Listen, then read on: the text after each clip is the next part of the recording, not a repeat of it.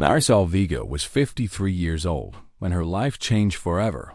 But before we get to that moment, we need to go back to the beginning, because every story has roots, and hers were buried deep in silence. She grew up in a small house on the outskirts of Tucson, Arizona, where the desert stretched out in every direction, like it was swallowing the sky.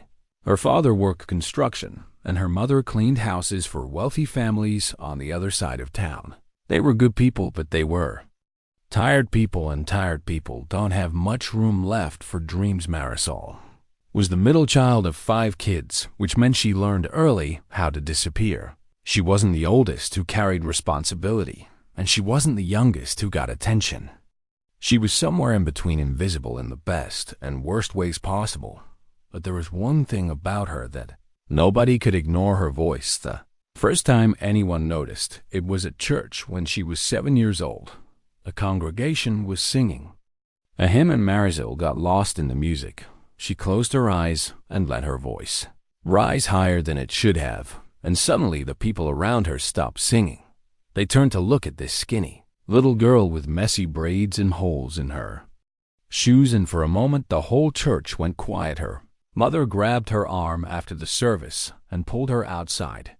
"Don't do that again," she said, her face tight with something Marisol didn't understand at the time. "You don't need people staring at you like that." Marisol nodded, even though she didn't know what she had done wrong. That was the first lesson she learned about her gift. Keep it small, keep it quiet, keep it hidden. Years passed, and Marisol did exactly that. She sang in whispers when she washed dishes. She hummed under her breath while hanging laundry on the line. She let the music out only in tiny doses, like she was rationing something precious, because in her world, her family didn't have money for singing lessons or music classes. Those things were for other kids from other families in other neighborhoods. Marisol understood this without anyone having to explain it. Some doors just weren't built for people like her to walk through. When she was 14, her school held a talent show, and her best friend Rosa begged her to enter. "You sound like an angel," she said. "Come on, Marisol. Just one song." Marisol felt something flutter in her chest, something that felt dangerously close to hope. She practiced for weeks in secret, standing in front of her bedroom mirror, imagining what it would feel like to stand on that stage and let her voice fly free. Night of the talent show, she wore her best dress, a blue one her mother had found at the thrift store. She waited backstage, with her heart pounding so hard she could feel it in her throat. When they called her name, she walked out under the lights and looked at the crowd, and then everything went wrong. Her throat closed up. Her hands started shaking. Someone in the back laughed at something unrelated, but Marisol was sure they were laughing at her. She opened her mouth, and nothing came out. Just silence, just emptiness. She ran off the stage crying and hid in the bathroom until her father came to pick her up. He didn't say anything on the drive home. He just reached over and squeezed her hand once that night. Marisol made a decision. She would never put herself in that position again. The years rolled by the way. Years do slow and fast at the same time. She graduated high school, got a job at a hotel downtown, and met a man named Miguel at a cousin's quinceañera. He was kind and steady, and when he laughed, it sounded like home. They got married when she was 22 and had their first baby a year later. Life got busy in the way life does when you're raising children and paying bills and trying to keep your head above water. Marisol worked the front desk at the hotel for 15 years, then moved to housekeeping when her knees started hurting from standing all day. She and Miguel bought a small house with a backyard where their kids could play, and she planted roses along the fence because her mother had always wanted roses, but never had a yard of her own. Through all of it, the music stayed with her. She sang to her babies when they couldn't sleep, soft lullabies that made their eyes grow heavy. She sang while she cooked dinner, filling the kitchen with old songs her grandmother used to hum. She sang in the car with the windows up, letting her voice loose on the highway where no one could hear, but she never sang for anyone else. Not really. Sometimes Miguel would catch her singing, and he would stop whatever he was doing just to listen. When she noticed him watching, she would always stop and laugh it off like she had been caught doing something embarrassing. "You're incredible," he would say. "Why don't you sing somewhere where people can hear you?" And Marisol would shake her head and change the subject, because how could she explain the weight of that old fear? The memory of standing under those lights with nothing coming out. The shame that still burned in her chest after all these years. She had convinced herself that the window for her dream had closed a long time ago, that she had missed her chance, and now she was just a mother and a housekeeper, and that was enough. That had to be enough. Her children grew up and developed their own dreams. Her oldest son wanted to be an engineer. Her middle daughter was studying to become a nurse. And her youngest, Camila, was passionate about everything all at once, music and art, and making videos on the internet. Camila was 16, and she had inherited her mother's stubbornness, which was both a blessing and a curse. She was always pushing, always questioning, always refusing to accept no as a final answer. She was also the only one who truly understood what her mother's voice meant. When Camila was little, she used to sneak out of bed at night and sit at the top of the stairs just to listen to her mother sing in the kitchen. She remembered the way the music made her feel, safe and warm, like being wrapped in something invisible and soft. She knew even then that her mother had something special, and it broke her heart to watch that gift stay hidden year after year. One evening, Camila came home from school and found her mother in the backyard watering the roses.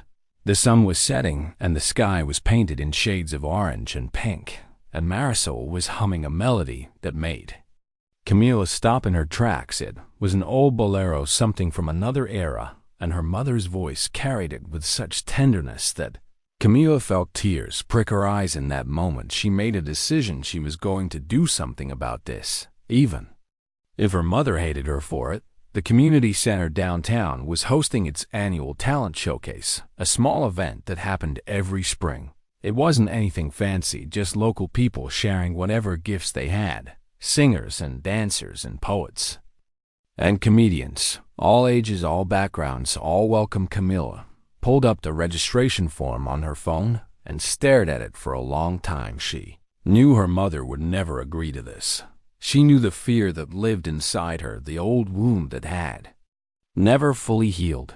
She knew she was taking a risk that could backfire badly, but she also knew something else. Some things are worth fighting for, even when the person you're fighting for doesn't know how to fight for themselves. Camila typed in her mother's name and hit submit, and just like that, first domino fell. 3 days passed before Marisol found out what her daughter had done. It happened on a Tuesday afternoon when she came home from work with aching feet and tired eyes. She had cleaned 14 rooms that day, and all she wanted was a hot shower and a cup of coffee. But when she walked through the front door, she found an envelope sitting on the kitchen counter with her name written on the front. She picked it up and turned it over in her hands. The return address said Phoenix Community Arts Center, and for a moment she thought maybe it was some kind of advertisement or donation request. She almost threw it away without opening it, but something made her stop. She tore open the envelope and pulled out a single sheet of paper, and as her eyes moved across the words, her heart began to pound in a way it hadn't pounded in years.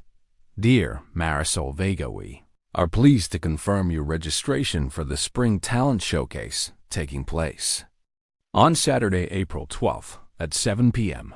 You are scheduled to perform in the vocal category. Please arrive by 6 p.m. for sound check and sign in. We look forward to seeing you on stage. The paper slipped from her fingers and floated to the floor for a long moment. She just stood there trying to make sense of what she had read. There had to be a mistake. She hadn't registered for anything. She hadn't filled out any forms. She hadn't talked to anyone about performing anywhere. And then it hit her. Camila Marisol felt something rise in her chest, something hot and sharp that she couldn't quite name. It wasn't just anger, though anger was part of it. It was fear, old and familiar, crawling up from the place where she had buried it so many years ago. She heard the front door open behind her, and turned to see her daughter walking in with her backpack slung over one shoulder and her phone in her hand. Camilla looked up and saw her mother's face and immediately knew that the secret was out. "Mama," she started to say, but Marisol cut her off. "What did you do?" Her voice came out low and trembling, and Camilla had never heard her mother sound like that before. It made her want to take a step back, but she forced her stand still. "I entered you in the talent show," Camilla said, trying to keep her voice steady.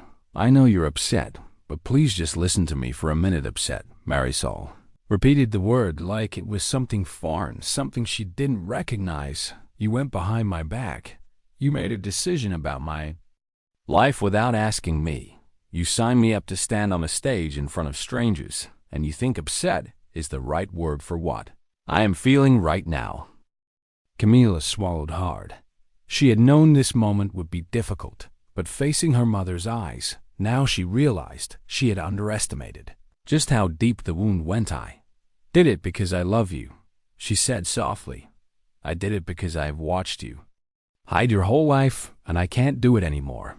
I can't keep pretending that it's okay for you to bury something so beautiful just because you're scared." Marisol shook her head and turned away. She walked to the window and stood there with her arms wrapped around herself like she was trying to hold herself together. "You don't understand," she whispered. "You weren't there that night. You don't know what it feels like to stand in front of people and have nothing come out. To feel your voice disappear like it was never there at all." Camilla moved closer but didn't touch her. She knew her mother needed space right now, needed room to breathe. "You're right," she said. "I wasn't there. But Mama, that was 40 years ago. You were a kid, a scared kid who didn't have anyone to help her through it. But you're not that kid anymore. You're stronger than you know." Marisol let out a sound that was somewhere between a laugh and a sob. "Strong," she said. "You think standing in front of 200 people and singing a song is about being strong. You have no idea what you're asking me to do." "Actually, I do," Camilla said, and her voice was firm, now filled with a certainty that surprised even herself. "I'm asking you to trust yourself for once in your life. I'm asking you to stop letting one bad night define who you are. I'm asking you to show the world what I've known since I was 5 years old, sitting at the top of the stairs listening to you sing in the kitchen." Marisol turned around and looked at her daughter. There were tears in her eyes, tears she hadn't let fall in longer than she could remember. "You used to listen to me," she asked, her voice breaking. "Every night," Camilla said, and now she was crying too. "I would sneak out of bed just to hear you. It was the most beautiful sound in the world to me." It still is. The kitchen went quiet, except for the hum of the refrigerator and the distant sound of traffic outside. Mother and daughter stood facing each other, separated by years of silence and secrets and fear. Miguel came home an hour later and found them sitting at the table together. He could tell something had happened just by looking at their faces. He set down his lunchbox and pulled up a chair. "Somebody want to tell me what's going on?" he asked gently. Marisol looked at him and handed him the letter. He read it twice, then set it down and let out a long, slow breath. "Camilla," he said, without any anger in his voice, just a quiet understanding. "You did this." She nodded. He was quiet for a moment, thinking. Then he looked at his wife and reached across the table to take her hand. "You know what I think?" he said. "I think our daughter might be the bravest person in this family, because she did something that none of us had the courage to do. She believed in you, even when you stopped believing in yourself." Marisol shook her head. "I can't do this, Miguel." "You know I can't." "Why not?" he asked. "Because what if it happens again? What if I get up there and freeze? What if I open my mouth and nothing comes out? What if I embarrass myself in front of everyone? Then you'll come home and we'll make dinner together and watch TV, and life will go on," he said simply. "One bad performance doesn't end the world, Mari. It just ends the night." She stared at him like he had said something impossible, but he wasn't finished. "You've spent your whole life running from that stage," he continued. "You've let one moment when you were 14 years old control every choice you've made since then. Don't you think it's time to stop running? Don't you?" Think it's time to find out what happens if you actually stay. Marisol felt something shift inside her. Something small but significant. Like a door that had been locked for decades, slowly starting to creak open. She looked at her daughter, who was watching her with hope and fear mixed together in her eyes. She looked at her husband, who had never once doubted her, even when she doubted herself. "Every single day I don't even know what I would sing," she said quietly, and for the first time since this conversation began, Camilla smiled. "I have some ideas," she said. The next 2 weeks were unlike anything Marisol had ever experienced. Camilla took charge with an energy that was impossible to resist. She found instrumental tracks online and played them through the kitchen speakers while her mother cooked. She printed out lyrics and left them on the bathroom mirror. She turned every quiet moment into an opportunity. At first, Marisol resisted. She would shake her head and walk away or change the subject or suddenly remember something urgent she needed to do in another room. But Camilla was relentless in the gentlest way possible. "Just hum it," she would say. "You don't have to sing the whole thing, just hum." And slowly, day by day, Marisol began to let her guard down. She started humming in front of her daughter, then singing softly under her breath. Then, one evening, while they were washing dishes together, she sang an entire verse of an old bolero without even realizing it. When she stopped and looked up, Camilla was grinning at her with tears in her eyes. "There she is," Camilla whispered. "There you are." The night before the showcase, Marisol couldn't sleep. She lay in bed, staring at the ceiling, while Miguel snored softly beside her. Her mind raced through every possible disaster, every way this could go wrong, every reason she should call the community center in the morning and cancel. But underneath all that fear, there was something else. Something she hadn't felt in a very long time. It was small and fragile and easily broken, but it was there. It was hope. The morning of April 12th arrived. Whether Marisol was ready for it or not, she woke up before dawn with her stomach in knots and her hands already trembling. She lay there in the gray light, watching the ceiling fan spin in slow circles, and wondered if it was too late to back out, if she could just pretend to be sick or claim she lost her voice, or simply not show up at all. But then she thought about Camilla and the way her daughter had looked at her these past 2 weeks, like she was something precious, like she was capable of things she had never let herself believe. Marisol got out of bed and walked to the bathroom. She stood in front of the mirror and studied her own reflection, the lines around her eyes, the gray streaks in her dark hair, the face of a woman who had spent 53 years learning how to make herself invisible. Today, she was supposed to do the opposite. Today, she was supposed to stand under lights and let strangers see her really. See her in a way she had never allowed before. The thought made her want to crawl back under the covers and never come out. But she didn't. She took a shower and got dressed and went downstairs to make coffee. Miguel was already in the kitchen waiting for her. He handed her a cup without saying anything, and she took it with shaking hands. "You okay?" he asked softly. "No," she admitted. "But I'm still going." He nodded and kissed her forehead, and that simple gesture almost made her cry. The day passed in a blur. Marisol tried to keep busy to distract herself from the countdown happening in her head. She did laundry and wiped down counters and reorganized the pantry for no reason at all. Camilla stayed close, never pushing, but always present, like a quiet guardian, making sure her mother didn't run at 5 o'clock. Marisol went upstairs to get ready. She had chosen a simple dress, deep red with long sleeves. It wasn't fancy, but it made her feel like herself, and right now that was all she could ask for. She put on a little makeup, just enough to feel put together, and pulled her hair back from her face. When she looked in the mirror, she barely recognized the woman staring back at her. She looked like someone who was about to do something brave. The drive to the community center took 20 minutes, but it felt like 20 seconds. Marisol sat in the passenger seat, gripping her hands together while Miguel drove, and Camilla sat in the back, texting updates to her brother and sister who couldn't be there in person but had sent voice messages of encouragement that morning. When they pulled into the parking lot, Marisol saw that it was already half full. Her heart started racing faster. "There's a lot of people here," she said, her voice barely above a whisper. "That's a good thing," Camila said from the back. "Means more people get to hear you." Marisol wanted to argue, but she couldn't find the words. They walked inside together, and the community center looked different than Marisol remembered. Someone had strung lights across the ceiling and set up rows of folding chairs facing a small stage at the front. There were families everywhere, children running around and elderly couples holding hands and teenagers looking at their phones. A woman with a clipboard approached them and asked for Marisol's name. When she found it on the list, she smiled and pointed toward a door on the side of the room. "Performers wait backstage," she explained. "You're number 14 in the lineup. Should be about an hour before your called number."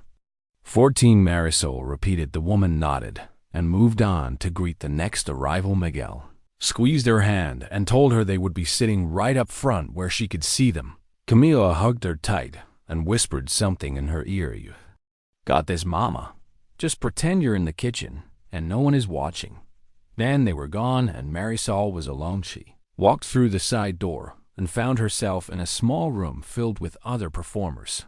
A teenage boy was practicing card tricks in the corner. An older man was tuning a guitar. Two young girls in matching dresses were rehearsing a dance routine by the window. No one paid any attention to Marisol. She found a chair in the back and sat down and tried to remember how to breathe. The minutes crawled by like hours. She could hear the muffled sound of applause through the walls, each wave marking another performance finished, another performer done. She counted them in her head, like a countdown to her own execution. Performer number 12 was announced, then number 13, and then she heard her name. "Marisol Vega, to the stage, please." Legs felt like they belonged to someone else as she stood up and walked toward the door. A young man with a headset guided her down short hallway, and suddenly she was standing in the wings looking out at the stage. The lights were brighter than she expected, almost blinding. She could see the outline of the audience, but not their faces, just shapes and shadows stretching back into the darkness. For a moment she couldn't move. Every fear she had ever carried came rushing back at once. The memory of standing on that stage at 14 years old, with her voice trapped inside her throat. The years of silence and hiding and making herself small. The belief that had taken root so deep it felt like part of her bones. "You are not meant for this. You don't deserve to be seen. Who do you think you are?" And then something else pushed through, something quieter but stronger, a different voice, one that sounded strangely like her daughter's. "You have been waiting your whole life for this moment. Don't waste it." Marisol took a breath and stepped onto the stage. The D's walk to the microphone felt endless. Each step echoed in her ears. She could feel hundreds of eyes on her, could sense the weight of their attention pressing against her skin. When she reached the center of the stage, she stopped and looked out at the crowd. There in the front row she saw the Miguel sitting with his hands folded in his lap, his eyes soft and steady. Camila leaning forward in her seat with her phone ready to record. They were both smiling. The opening notes of the song began to play through the speakers, a slow, gentle melody that Marisol had chosen because it reminded her of her grandmother of Sunday mornings in a tiny kitchen of a time when music was still allowed to live out loud. She gripped the microphone and opened her mouth, and nothing came out. The first few notes passed without her. Panic flooded her chest, and she felt the old terror rising up, the same terror that had silenced her 40 years ago. She was going to fail again. She was going to prove everyone right, prove herself right. She was going to stand here frozen while the whole world watched. But then she looked at Camila. Her daughter was mouthing something at her from the front row. Just one word repeated over and over.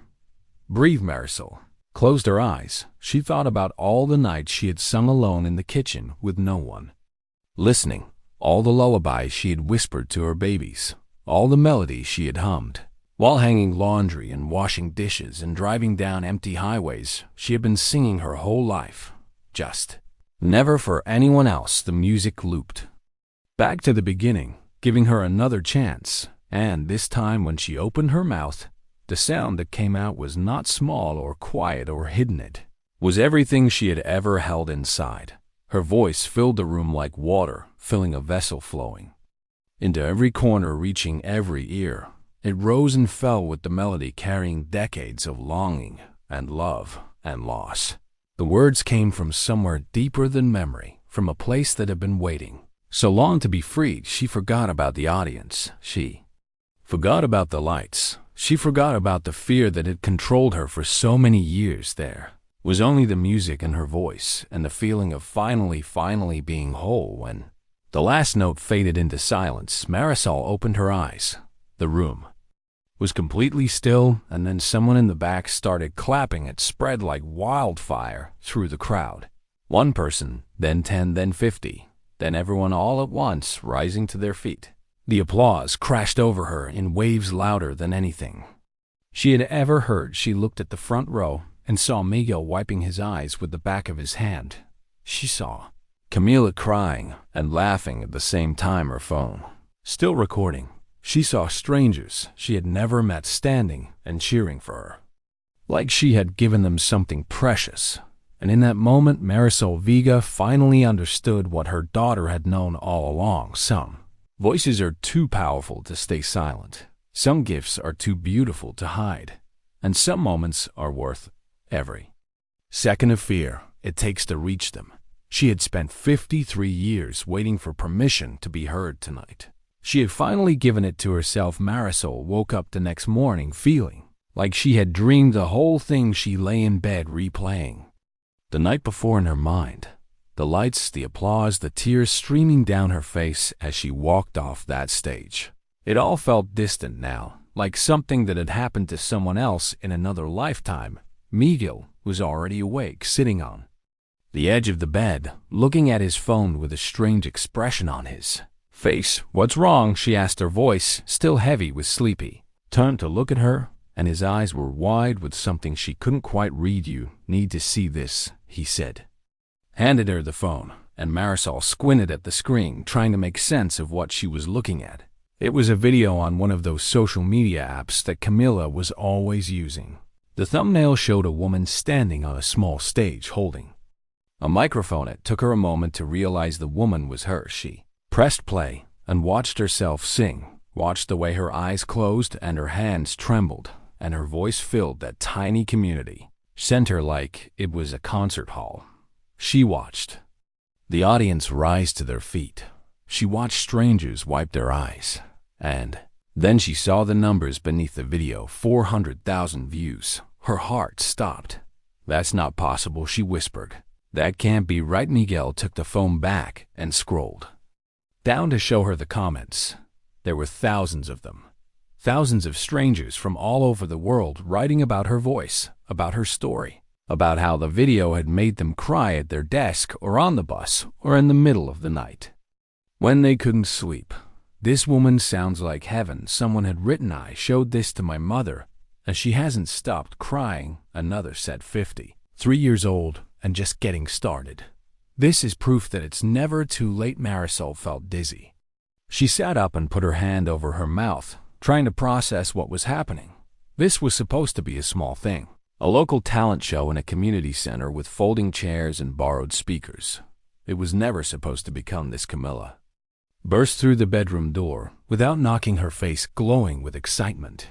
"Did you see it?" she practically shouted. "Mama, did you see the video? It's everywhere. People are sharing it all over the place. You have messages from news stations and radio shows, and I don't even know who else." "Slow down," Marisol said, holding up her hands. "Just slow down for a minute." But Camila couldn't slow down. She was vibrating with energy, pacing back and forth across the room, reading comments out loud from her phone. Each one was more overwhelming than the last. People calling Marisol an inspiration, saying her voice had healed something inside them, saying they had watched the video 10 times in a row and cried every single time. "This is insane," Marisol said, shaking her head. "I just sang one song at a community center. How is this happening?" because your voice is special. Camila said like it was the most obvious thing in the world, because people can feel it when someone is singing from their soul. You can't fake that, Mama. You can't teach it either. You just have it. The next few days were a blur. Marizel's phone, which usually sat silent on the kitchen counter, started ringing constantly. Reporters wanted to interview her, radio stations wanted her to come on air and tell her story. A local television channel sent a crew to her house to film a segment for the evening news. She said no to almost everything. It was too much too fast. She had spent her entire life avoiding attention, and now suddenly, the whole world wanted to look at her. The thought made her chest tight and her palms sweat. She wasn't built for this. She wasn't ready. But the requests kept coming, and then, one afternoon, an email arrived that changed everything. It was from a man in Los Angeles who said he was a music producer. He had seen the video and listened to it over a dozen times. He said her voice had something rare, something that couldn't be manufactured or imitated. He wanted to fly her out to his studio to record a few songs, just to see what might happen. Marisol read the email 3 times before showing it to Miguel. He looked at it for a long moment, then set the phone down on the table. Well, he said, "What do you think? I think this is crazy," Marisol replied. "I think this man is confused. I think he watched a grainy video of a middle-aged woman singing at a talent show and got carried away. I am not a professional singer, Miguel. I clean hotel rooms for a living." She stared at him like he had lost his mind. "So what? What do you mean? So what? I am 53 years old. I have no training, no experience, no connections. I don't know anything about the music industry. I don't know how studios work, or how albums get made, or how any of this is supposed to happen." Miguel reached across the table and took her hand in his. "Do you remember what you told the kids when they were growing up?" he asked. "Do you remember what you always said whenever they were scared to try something new?" Marisol shook her head, even though she knew exactly what he was going to say. "You told them that fear is just excitement without enough oxygen," he continued. "You told them to breathe and then do the thing that scared them anyway." She felt tears prick her eyes. "That was different," she said. "Those were just kids being afraid of soccer tryouts and school presentations. This is my whole life, Miguel. This is everything." "No," he said gently, "this is just a chance, a door opening that you never expected, and you can walk through it or you can close it. But don't close it because you're scared. Close it only if you truly don't want it." She sat with those words for a long time. That night Marisol couldn't sleep. She got out of bed and went downstairs to the kitchen. She made herself a cup of tea and sat at the table in the dark, listening to the hum of the refrigerator and the tick of the clock on the wall. She thought about her mother, who had worked so hard and dreamed so little. She thought about her grandmother, who used to sing those old boleros while making tortillas in a kitchen with no running water. She thought about all the women in her family who had buried their gifts because survival always came first. And she thought about Camila, her stubborn, beautiful daughter, who had believed in her when she couldn't believe in herself, who had pushed her onto that stage and into the light, who had recorded that video and shared it with the world. Camila had given her a second chance at something she had given up on 40 years ago. What kind of mother would she be if she wasted it? The next morning, Marisol sat down at the computer and wrote a response to the producer in Los Angeles. She said yes. 2 weeks later, she was on a plane for the first time in her life, looking out the window at clouds that stretched to the horizon like cotton pulled thin. She gripped the armrest during takeoff and laughed at herself for being nervous about flying when she had just agreed to do something far more terrifying. The studio in Los Angeles was nothing like she expected. It was smaller and quieter, with soft lighting and comfortable chairs. A young woman brought her water and asked if she needed anything. The producer was kind and patient and spoke to her like she was a colleague, not a charity case. They spent 3 days recording. Marisol sang the old songs her grandmother had taught her and new ones too. Ones she had been writing in secret for years in notebooks she kept hidden in her closet. She had never shown them to anyone, never even told. Miguel, they existed, but here in this room with strangers who treated her voice like something sacred, she finally let them out. On the last day, the producer sat down with her and played back what they had recorded. Marisol listened with her eyes closed, and for the first time she heard herself the way others heard her. She heard the pain and the joy and the longing, all woven together. She heard decades of silence finally breaking open. She heard a woman who had waited her whole life for permission to sing and had finally found the courage to give it to herself. When the last track ended, the producer looked at her and smiled. "This is going to change your life," he said. Marisol shook her head and smiled back at already as she replied 6 months later. Marisol Vega released her first album. She was 53 years old. The album was called Canciones Escondidas, which means hidden songs in English. It was a collection of 12 tracks, including the old boleros her grandmother had taught her and 5 original songs she had written over the years in notebooks nobody knew existed. The cover showed Marisol standing in her kitchen with the morning light streaming through the window behind her. It was Camila's idea to take the photo there in the place where her mother had done most of her singing all those silent years. The day the album came out, Marisol didn't know what to expect. She had stopped looking at the internet after the first wave of attention because it made her anxious to see so many strangers talking about her. But Camila kept her updated whether she wanted it or not. By noon, the album had reached number 14 on the Billboard Latin charts. By evening, it had climbed to number 7. By the end of the week, it was number 1. Marisol was folding laundry when Camila ran into the room screaming and showing her the chart on her phone. She dropped the shirt she was holding and stared at the screen, trying to understand what she was seeing. Her name right there at the top. Above artists she had listened to her whole life. Above singers she had admired from a distance, never imagining she would ever share a stage with them, let alone surpass them. "This has to be a mistake," she said. Camila laughed and hugged her so tight she could barely breathe. "It's not a mistake, Mama," she said.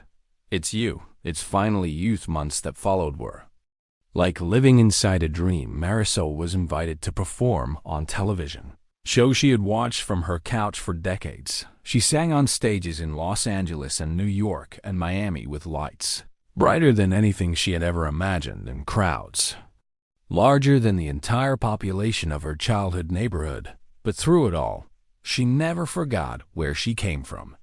She kept her job at the hotel, working 2 shifts a week, even after the album went platinum. Her manager told her she was crazy, that she didn't need the money anymore, and that her time was too valuable to spend cleaning rooms. But Marisol just smiled and shook her head. "Those people were kind to me when I was nobody," she explained. "They gave me work when I needed it and treated me like family. I'm not going to abandon them just because things change." So twice a week, she put on her uniform and pushed her cleaning cart down the same hallways she had walked for years. The other housekeepers teased her about it, calling her the singing maid and asking for autographs as a joke. But there was love in their laughter, and Marisol felt it every time. She also kept making Sunday dinner for her family, no matter how busy her schedule got, no matter how many interviews or rehearsals or meetings filled her calendar. She always came home on Sundays. She would stand in her kitchen with the same apron she had worn for 20 years and cook the same recipes her mother had taught her, while her children and grandchildren filled this house with noise and laughter. Miguel would sit at the table watching her the same way he had watched her for 30 years, like she was the most fascinating thing he had ever seen, like he still couldn't believe she had chosen him one Sunday afternoon. Her oldest son asked her a question that caught her off guard. "Do you ever regret it?" he asked. "All those years you spent not singing. Do you wish you had started sooner?" Marisol thought about it for a long moment, stirring the pot in front of her. "No." She finally said, "I don't regret it, because those years made me who I am. They gave me you and your brother and your sister. They gave me your father. They gave me a life full of love, even if it was quiet. I would not trade any of that for fame or success or applause. She paused and looked at him with soft eyes. But I am glad I didn't wait any longer. I am glad Camilla pushed me when she did, because I almost missed it. I almost let fear win her. Son nodded and didn't say anything else, but she could. See in his face that he understood. As her fame grew, Marisol started receiving letters and messages from people all over the world. Women mostly, but men too, who had spent their lives hiding parts of themselves. They wrote about dreams they had abandoned, and talents they had buried, and voices they had silenced because someone somewhere had made them feel small. They wrote to tell her that her story had changed something inside them, that watching her sing had given them permission to try again. One letter in particular stayed with Marisol for a long time. It was from a woman in Argentina who was 67 years old. She had always wanted to paint, but her father had told her it was a waste of time when she was young, so she had put away her brushes and never picked them up again for 50 years. She had lived without color, without art, without that part of herself that longed to create. But after seeing Marisol's video, she had gone to the store and bought a canvas and some paints, and for the first time in half a century, she had let herself make something beautiful. I cried the whole time I painted, she wrote, but they were good tears. They were tears of coming home. Marisol read that letter over and over. She kept it in her nightstand drawer and looked at it whenever she felt overwhelmed or wondered if any of this really mattered. It mattered more than she could ever explain. A year after the album came out, Marisol was invited to perform at a music festival in her hometown of Tucson. It was the biggest stage she had ever stood on, with thousands of people stretching back as far as she could see. The sun was setting behind the mountains, and the sky was painted in shades of orange and pink, just like it had been on that evening when Camilla first decided to enter her name in the talent show. Marisol stood backstage, taking deep breaths, trying to calm her racing heart. She had performed dozens of times by now, but the nerves never fully went away. Maybe they never would. Camilla appeared beside her and took her hand. "You ready?" she asked. Marisol looked at her daughter, at this fierce, stubborn, beautiful young woman who had seen something in her that she couldn't see in herself, who had refused to let her stay hidden, who had changed everything with one act of brave and reckless love. "I'm ready," she said. She walked onto that stage, and the crowd erupted. The sound washed over her like a wave, and for a moment she just stood there taking it in. All those faces, all those voices, all those people who had come to hear her sing. She thought about the little girl in the church pew who had been told to keep her voice small. She thought about the teenager who had frozen on stage and run away in tears.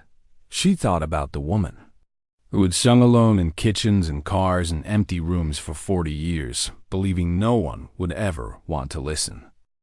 And then she thought about now, about standing in the light with nothing to hide and no reason to be afraid. She leaned into the microphone and spoke to the crowd.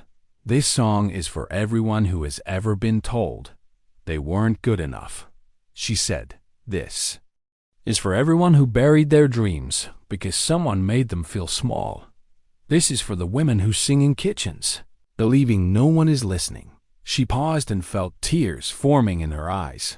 "I want you to know that someone is always listening, and your voice matters, even if it takes 50 years to find the courage to use it." The music began, and Marisol closed her eyes and let her voice rise into the evening air. She sang like she had always sung, from her soul, from her bones, from the deepest part of herself that had waited so long to be free. And somewhere in that crowd, a young girl was watching. A girl who loved to sing but had been told she wasn't talented enough. A girl who had started to believe that maybe her dreams were too big for someone like her. But watching Marisol on that stage, something shifted inside her. She decided that she would keep singing. She decided that she would not give up. She decided that one day she would stand in the light too, and maybe that was the real gift, not the album or the fame or the standing ovations, but the permission Marisol gave to others just by being brave enough to finally give it to herself. The song ended and the crowd roared, and Marisol stood there with tears streaming down her face feeling more alive than she had ever felt in her entire life. She had spent 53 years waiting for her moment, and it had been worth every single second.